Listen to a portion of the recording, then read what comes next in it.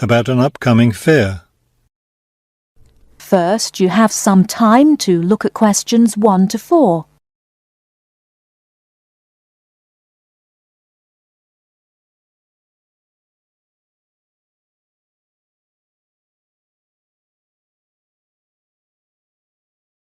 Now we shall begin. You should answer the questions as you listen, because you will not hear the recording a second time. Listen carefully and answer questions 1 to 4.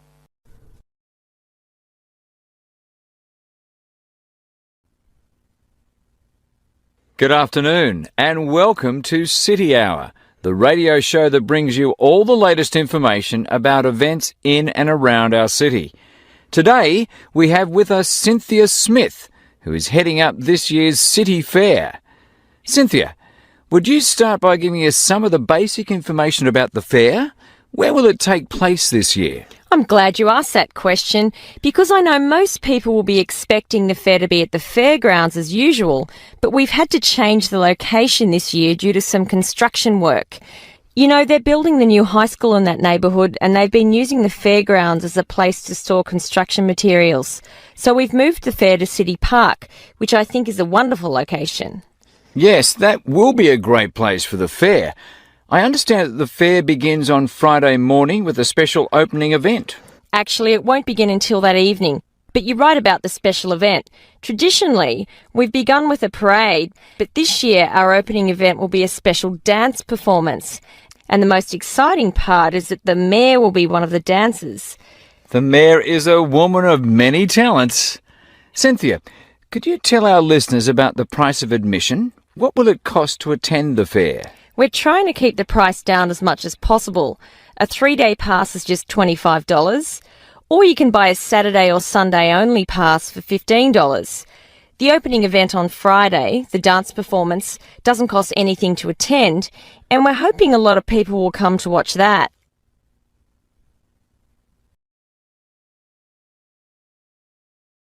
Before you hear the rest of the conversation, you have some time to look at questions 5 to 10.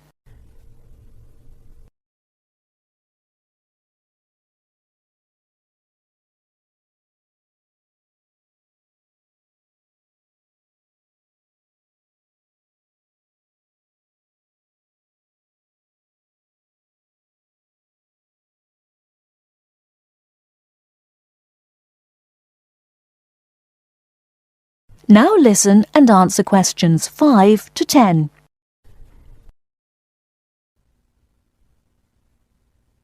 Could you tell us about some of the events planned for Saturday and Sunday, the main days of the fair? We have a lot of exciting things planned. There are a number of events especially for children, including a clown show on Saturday afternoon. On Saturday evening, we've got an event that can be enjoyed by the whole family, a concert by the lake. I'm sure that will be a popular event. Is there anything special planned for Sunday? Yes, a really fun event, and we hope a lot of people will participate. There'll be a singing contest in the afternoon.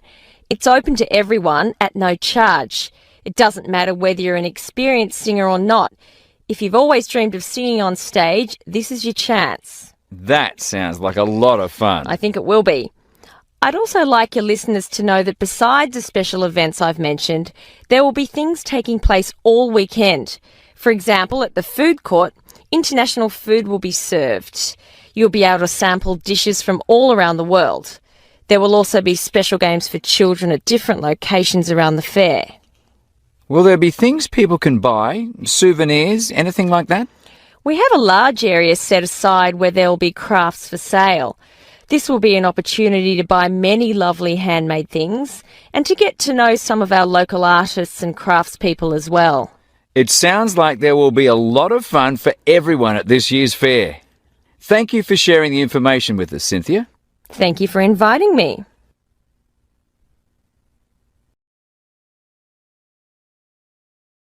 That is the end of part 1.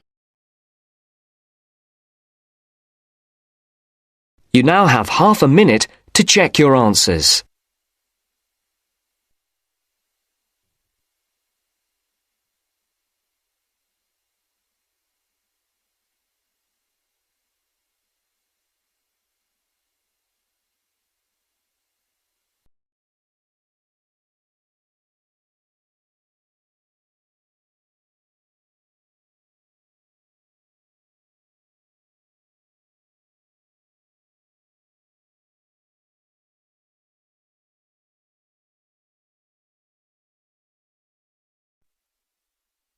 Now turns to Part 2.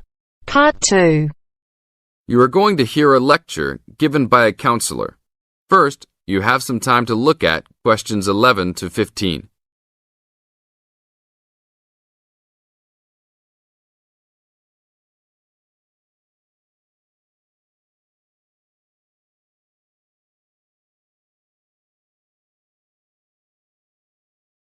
Now listen to the tape and answer questions 11 to 15.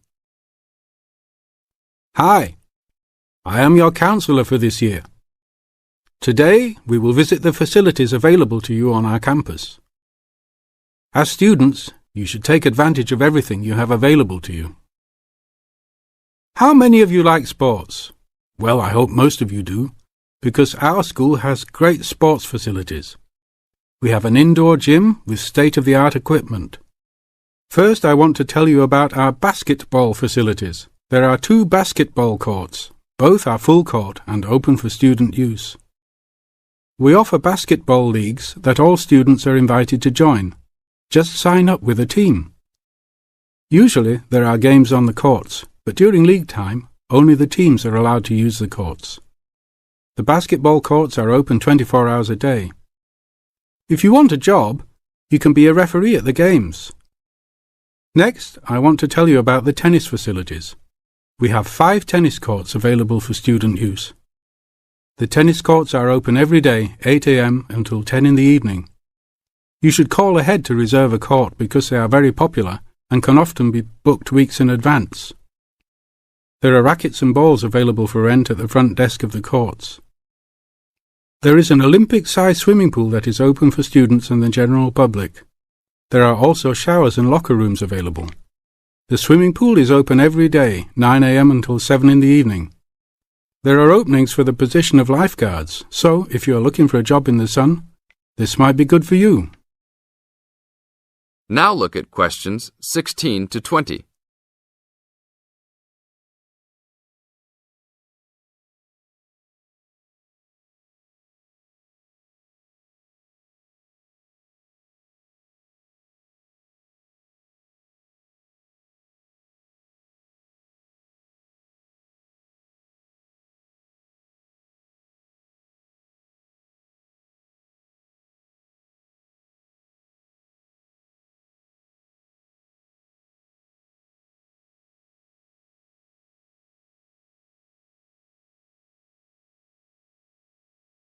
Now listen to the tape and answer questions 16 to 20.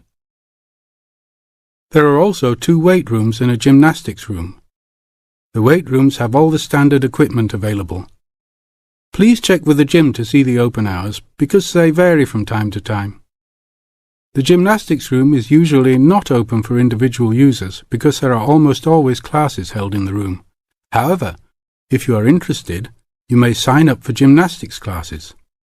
Plus, if you like martial arts and boxing, we offer classes for everyone, from beginners to advanced students. Please check the schedule for availability. There is everything available, from Chinese wushu to Brazilian wrestling. I will talk for a brief moment about our library system. Our campus has 3 libraries available to undergraduate students. 1 additional graduate library and 1 faculty library. The libraries are open daily until midnight except for during testing periods, when the libraries will be open 24 hours. Please look on a map to see where the libraries are located. All students with a valid ID can check out books, with a maximum of 10 books at a time. Books can be checked out for a 2-week period and then renewed for 1 month maximum. After that, there is a $1 fine per week that the book is overdue. I will repeat that. There is a hefty $1 fine per week. So it is a good idea to return books on time. If you lose a book, then you will have to repay the library for it, plus a fine. If you damage a book, most likely you will have to repay the value of the book. So please, enjoy the library facilities, but take care of the school's belongings. The library is also equipped with 200 computers for student use. They are all internet ready and available for use. You must sign up at the library for 1-hour time slots. You may sign up for up to 3 consecutive slots at a time. No one can use the computers without first signing in at the library. That is it for now. Thank you for your attention. That is the end of part 2. You now have half a minute to check your answers.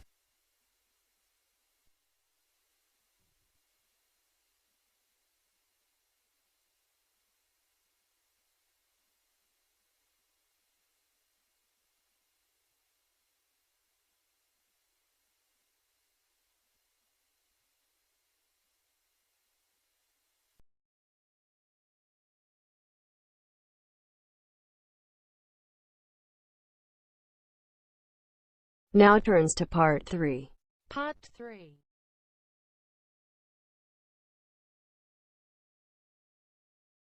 You will hear a discussion between a business student called Marco and his personal tutor about the courses that Marco should take.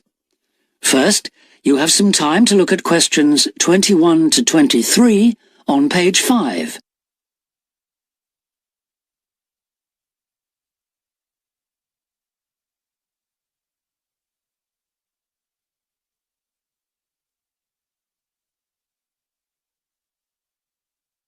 Now listen carefully and answer questions 21 to 23.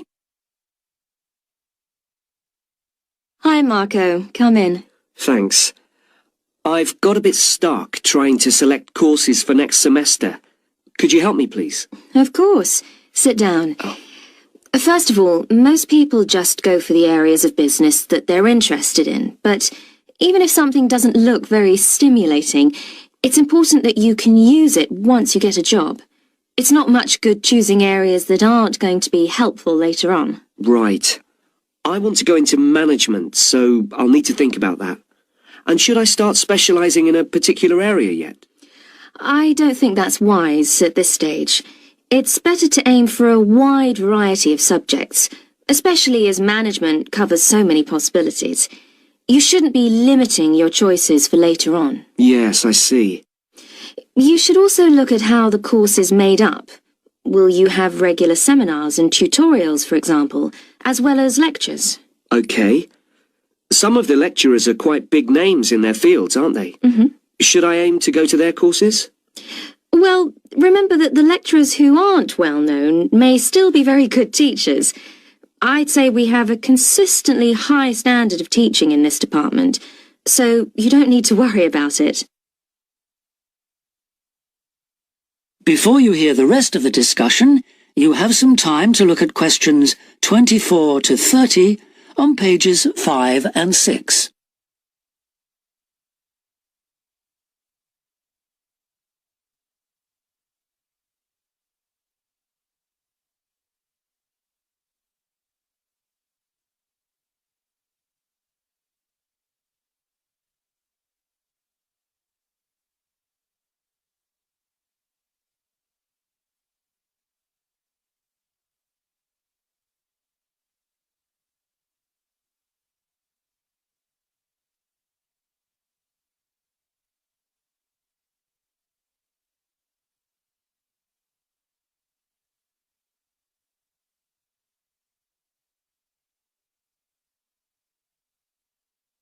Now listen and answer questions 24 to 30.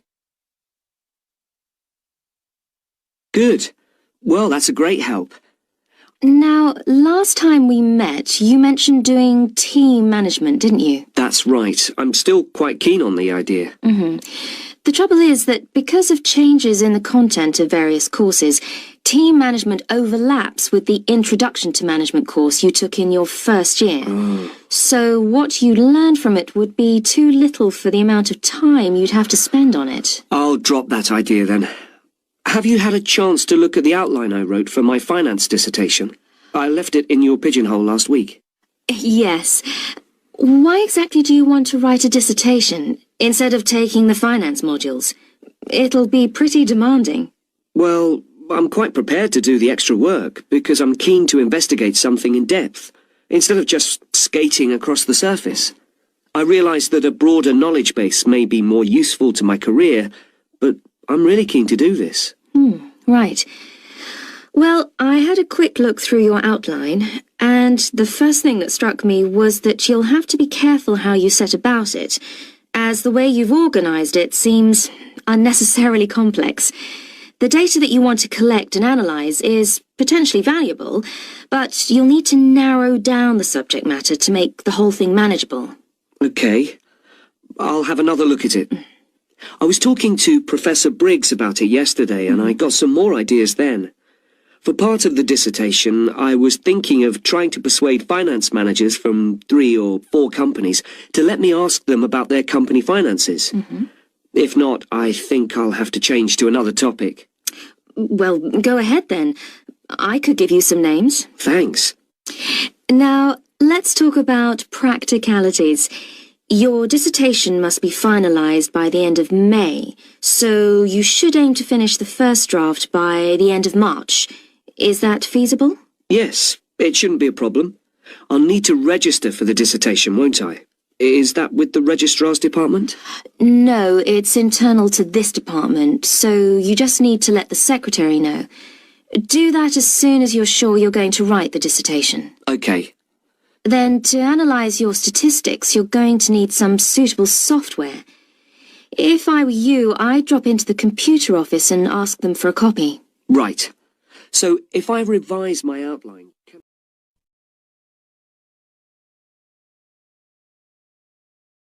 That is the end of part 3. You now have half a minute to check your answers.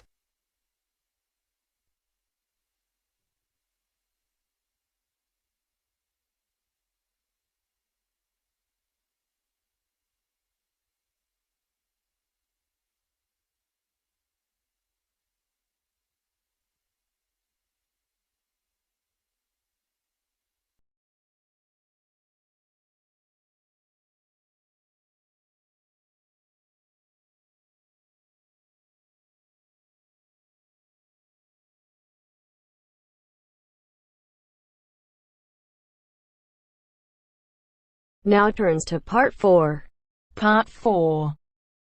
You are going to hear a talk about security in the UK. Listen to the talk and complete the statements below. First, you have some time to look at questions 31 to 40.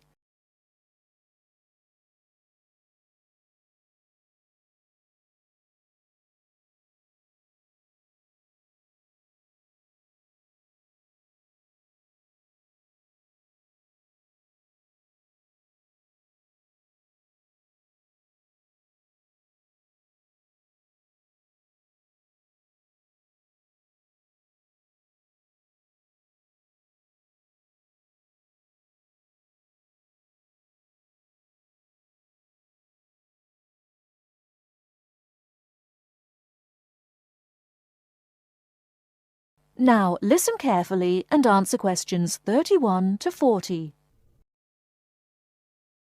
In large cities, for instance London, and crowded places such as airports and stations, there is the risk of theft.